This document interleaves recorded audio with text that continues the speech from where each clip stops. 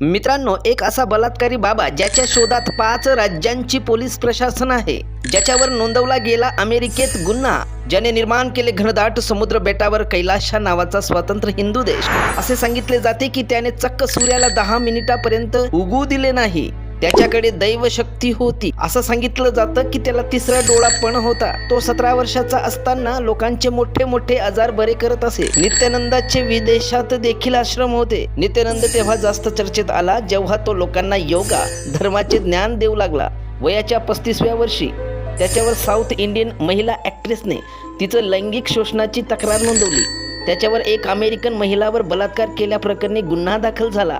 नंतर तो भारतातून फरार झाला.